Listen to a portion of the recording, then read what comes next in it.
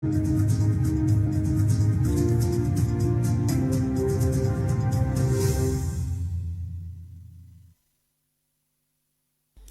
evening, ladies and gentlemen. It's 6:30 according to our studio clocks, and it's 6:30 in all 10 regions of the country. When it clocks 6:30, it's time for Prime News on my Major Prime. Thanks for your kind attention. My name is Kienda Pelgin Blanche King. We are live from the economic capital of the country, Douala. The board meeting of the Daniel Muna Memorial Clinic, initially scheduled to take place yesterday, did not finally hold. The meeting was postponed to a later date because stakeholders failed to present documents as regards the management of the clinic. Lasha Kingsley was there during the postponement of the said meeting. He compiled the following. Contrary to public opinion, the Muna's children are not fighting. These are the words of George Muna, one of the sons of late Solomon Tandem Muna. He was speaking Tuesday, July 13, 2021, at the Daniel Muna Memorial Clinic in Bonanjo, Douala, after a failed board meeting of the clinic. We came for a board meeting. We said the board meeting should be cancelled until we have those documents. When you're going to consult administration, you must have documents that prepare you for that meeting. Administrative documents. And we asked during the last meeting, we asked for documents which were not given. So we came this time. So we got a lawyer to ask not to fight the clinic or the board, but to ask that they should give us those documents. Then we come to the meeting. It was not given to us. Chebifon Diboe Muna, son of late Edwin Muna, a board member, explains everything has been going on well with the clinic until recently. So all of us came. The clinic is a SR. It was previously Polyclinic Bonanjo. A few years ago, they changed it to Daniel Muna Memorial Hospital, but it's still a SR. So it's managed by a board of directors, which have made up of the 8 families. So for many years, it was working okay. When Daniel Muna passed, it was okay because the other brothers were managing. For the past 5 years, we have had 5 members that are deceased, but they have their administrator, their children that are around. And we have 3 active members that are around, precisely George Muna, Ama Muna, and Akere Muna. But what is happening is that each time we come for a board meeting, as you can see today, we had a board meeting, Akere Muna did not show up. So Akere Muna doesn't come to no board meeting. And he's manipulating things from the back. When you talk about sale of the property, I don't know. But there are many things he's doing from the back. So we also heard rumors that he wants to sell the building and leave. He also explains that Akere Muna has been sentenced by a court in Yaoundé for forgery of family inheritance. But if you guys go on Google and you type Akere Muna, condamné, you people will see that the same Akere Muna has been condemned in court of Yaoundé at first instance and at court of appeal for faux et usage de faux mauvaise pratique. You will see et on l'a laissé because he's outside on probation. So he's been condemned and he appealed at the Supreme Court. So the matter is at the Supreme Court. But Akere Muna continued to manage. So today the minister went to court to say he continues to manage, even though there are 2 court decisions against him. Being the smart lawyer that he didn't show up, because it's wrong for him to continue to manage. Former Minister of Arts and Culture, Ama Tutu Muna, was in court on Tuesday, July 13, to press hard for documents that were supposed to be provided to all the shareholders before the board meeting. Clinic when he doesn't have the right to manage the clinic. That's one. Second, the clinic is plumbed by embezzlement. The clinic is a SR. At the end of the month, they wire the excess money to Akere Muna's account, and he takes the money and do whatever he wants to do. You guys remember the elections of 2018. It was funded from money from the clinic. This is not a political party. The real problem of the family, as revealed by the shareholders, is that the 5 of the 8 sons of ST Muna feel they are cheated because there has been no accountability on how the clinic has been functioning. Away from that, 2 popular cross-dressers in the country who were arrested recently for non-possession of identification documents and attempted homosexuality have been released. Their arrest early February sparked criticisms from rights groups and individuals who pointed rights violation. Their release, on the contrary, has made many individuals and other bodies to question the laws in Cameroon. Details in the following report.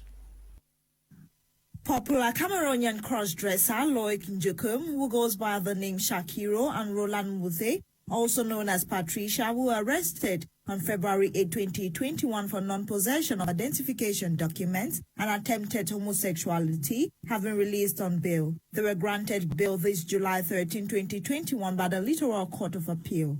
They were found guilty of practicing homosexuality in the country with a 5-year jail term and a fine of 200,000 francs CFA. This attracted international and national condemnation from rights groups and individuals. Human rights lawyer and lead defense counsel for Loic and Roland Aliscom questioned the law that subjects transgender to 5 years in prison, stating it was just a suspected case and if accepted, this will open door to imprisonment without proof. Barrister Tamfu Richard, member of the defense team for Loic and Roland, revealed that the accused will appeal the sentence. Close to 2 months later, the accused have been released. They will leave out of the prison but are not allowed to leave the country as the case unfolds. Their next court hearing is on the 14th of September 2021. Cameroon law prohibits sexual relations with a person of the same sex with a penalty between 6 months to 5 years imprisonment as well as a fine. Though rights groups say most of the arrests and prosecutions are made on the basis of appearance or accusations rather than evidence. 3 men aged 21, 28, and 29 years respectively are currently under police custody in Yaoundé Central region of the country. They are accused of abducting or kidnapping a young girl and demanding ransom before her release. Let's get details of this report with Fonquinta. Kidnapping for ransom is steadily gaining grounds in major cities across the country, with security elements putting in efforts to curb the situation. 3 suspected kidnappers, Narcisse Nkafong, age 28, Elvis Chuja, age 21, and Sony Evans, 20-year-old, are currently under custody at the National Delegation of Security in the Central Region for kidnapping a 23-year-old Gehan Yeganik. Les suspects l'ont invité à Douala à travers la plateforme Facebook. The suspects invited her to Douala via Facebook and promised to give her some money. 2 mois plus tard, donc naïvement, She traveled to Douala and was kidnapped. et elle a été kidnappée. The 3 suspects, after successfully convincing 23-year-old Henriette to travel to Douala where she would be given money, reportedly abducted her, tortured and published a video of her in captivity, demanding for ransom. Des images et des vidéos devenues virales dans les réseaux sociaux. Images and videos they shared went viral on social media and got to her family. They demanded a ransom of 3 million francs CFA in exchange for her freedom. Pour sa libération. The case was then reported to law enforcement officers who opened investigation, and with the help of the National Agency for Information and Communication Antique, the 3 young men were intercepted. According to Police Commissioner Emane, the victim was seen in a room alive, but very weak as her kidnappers had given her hard drugs in a bid to lure her to sleep. The 3 suspects who will be presented to the press in the days ahead were caught alongside items they use in molesting their victims. Since the escalation of the ongoing Anglophone crisis in the 2 English-speaking regions of the country, some villages have not opened their school doors for pupils or students to go in for learning ahead of the new academic school year come September 2021. Natives of Anabam Obang Valley Central in particular and Obang Valley in general have mobilized to ensure that schools resume in the locality uninterrupted. The people of Anabam massively answered present at a community school in Obang to keep the school compound clean. Meantime, parents have all agreed that their kids will return to school. The campaign is ongoing with the help of the Paramount Fund of Obang Valley, His Royal Highness Fond Nano, and the second. So since the escalation of the crisis, like I mentioned, some schools have not opened their doors, but the parents are bound or have given their word that their kids will definitely resume school come September 2021 for the next academic year. Some Cameroonian students on a scholarship in Morocco or to Morocco have sent out a distress call to the government back home. The students have been evicted from their apartments because they failed to meet up with the deadline of the payments of their bills and rents. According to these students or these scholars who are presently in Morocco, they've been promised aid by the government back home but have not received this aid and are in dire need of help where they are. Details compiled by Nora Kakibi. Poorly funded Cameroonian students on scholarship in Morocco have cried out with claims that they have been abandoned and they face tough times out there. The students say for days now, they have been squatting outside the Cameroon embassy in Rabat, Morocco in protest, calling on the Cameroonian government to come to their aid. Most of them have been thrown out of their accommodation facilities for non-payment of rents for over 18 months. The students therefore organized a sit-down strike in front of the embassy building, and according to reports, their worries seem to have fallen on deaf ears as the Cameroonian embassy to Morocco has not attended to them. The students have criticized the government for having abandoned them after taking commitments to fully fund their scholarship programs. It should be recalled that over a year ago, students on scholarship still in Morocco faced a similar challenge. They sent out a distress call complaining the government of Cameroon had not paid the expenses of its scholarship holders within the framework of the Cameroon-Moroccan Cooperation from the Ministry of Employment and Vocational Training. This provoked a showdown staged by the students, demanding the payments of their rents and support, which amounted respectively to 1.8 million CFA francs per year and 150,000 CFA francs per month for accommodation. The third term holiday is here. Traders and buyers say they've noticed a slight increase in the prices of most basic commodities in the market. Our reporter Darling Gonde spoke to some of these consumers who say if things should continue this way, then the holiday would be a difficult one. They equally propose some solutions for stakeholders or authorities that be to see to it that their kids are well fed during this holiday. Let's now get Darling Gonde in the following report. With the coming of the long-term holiday season, most basic commodities in some Cameroonian markets are beginning to witness skyrocketing price augmentations. Rice, groundnuts, fresh tomatoes, and many more are some of the commodities which have witnessed drastic price increase. According to this tomato seller in the Bonamusadi market, this price augmentation is also having a negative impact on their daily sales. When we come here, we sell expensively. For instance, we sell 4 tomato fruits at 200 francs CFA, and some even sell at 300 francs, and those which are quite sizable, we sell 5 for 500 francs. But to this rice seller, the price shifts have rather caused him to deduct the prices of some products by reducing stock in a bid to please and attract more customers. Le client n'a pas de l'argent pour acheter et comme tu as envie de... The client don't have enough money to buy, and most often it is because we wish to sell and clear off the stock.